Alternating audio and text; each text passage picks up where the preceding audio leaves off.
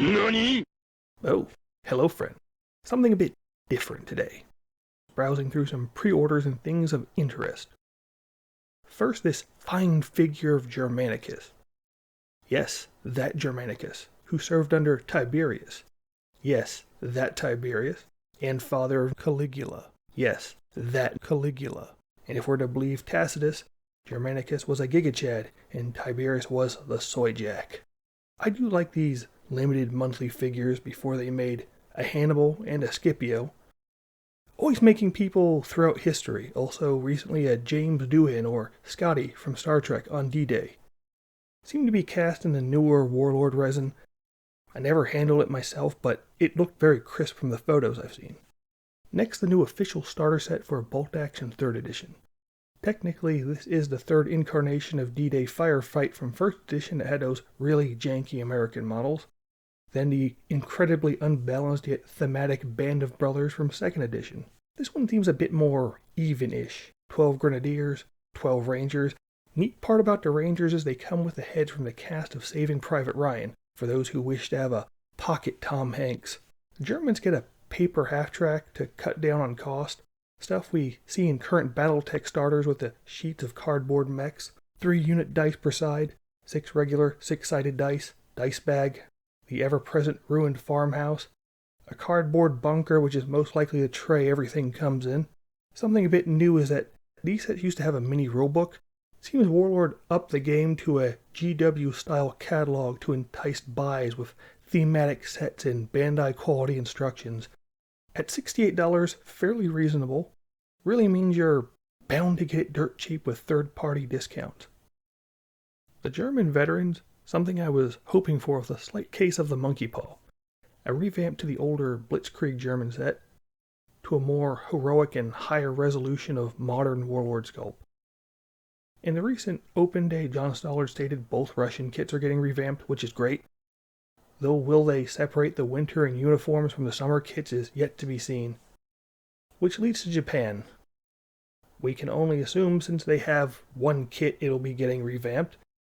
The question is, will it be the all-in-one crammed in everything like this new German kit, or will they take the Italian, American, British route by copy-pasting to add flavor bits for the IJA and the IJN? Back to the Germans. Packed with bits, they added the engineering bits to make Pioneers. Note the flamethrower at the bottom, so no more metal bits, all plastic. Note the bodies, and the certain parts are similar to the Blitzkrieg figures. Just like the British and American revamp, they keep some of the stuff very similar like the bodies. In this case, no more prone guys, but 2 squatters. First set to come with a brick wall, perhaps a dynamic piece to set an MG on, or one of the 2 variants of AT rifles.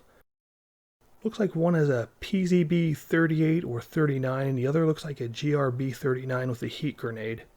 Fellows seem to have options for about 1941-1942. The painted figures feel very Stalingradish. Wonder if that's the MP717R, and what looks to be a Corelli.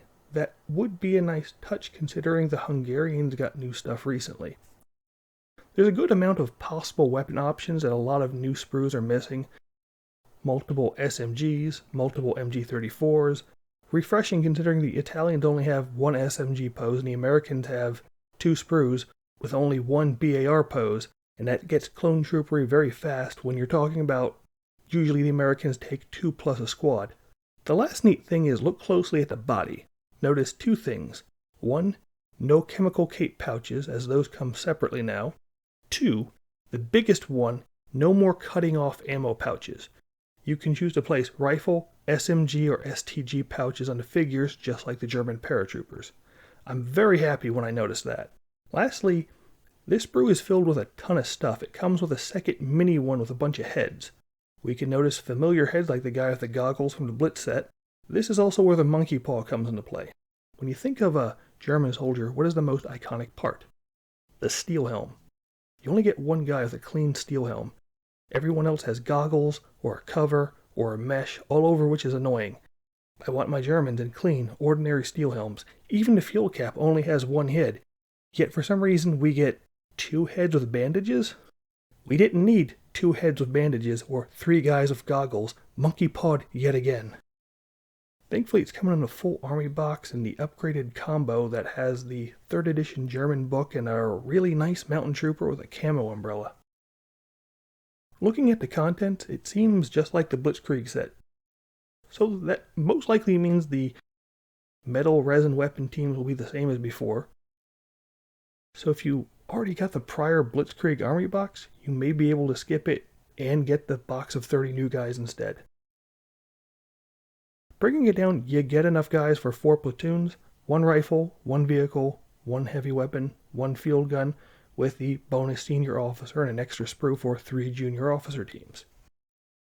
They're nice enough to be more specific about the material of the models, both vehicles being plastic, with a 223 being the command vehicle, which seems to be the hot new thing for the Germans.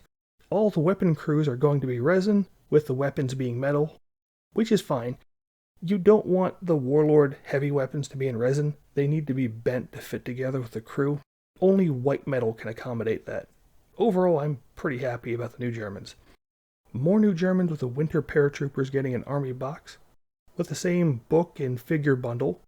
This time the new resin weapon teams look really good, almost identical to the plastics in this case.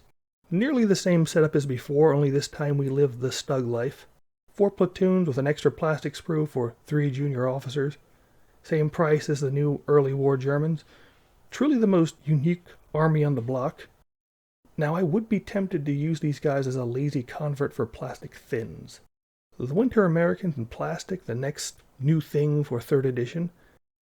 Now the Americans did have the winter models before, as there is an airborne bundle and the extra teams and officers in this set are from the previous metal line, that are from the details still in metal, aside from the new plastic infantry. Same setup as the Germans, 4 platoons with enough officers to lead, only they get far better armor with a Sherman sporting the M26 turret and one of my favorite scooter tanks, the Hellcat. Next, something a bit more unique, a British mobile unit, the Kangaroo. This is a bundle the British tend to get.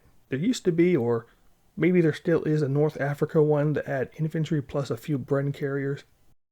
This time the full mounted squad is a box of 30 guys plus 3 Kangaroos. Fair warning, these vehicles are resin vehicles with metal bits. Since those tend to cost more than the plastic vehicles, the set comes to a whopping $184. Lastly, some Italian love with some Alpini. A nice touch with a very diorama-y look. 2 guys reading a map, a nice chunky mountain artillery looking like a leftover from the Great War, and a very thematic touch of pack mules. And that's all I've got for right now. I really want to get my hands on those new early war Germans because, woo lads, they look good.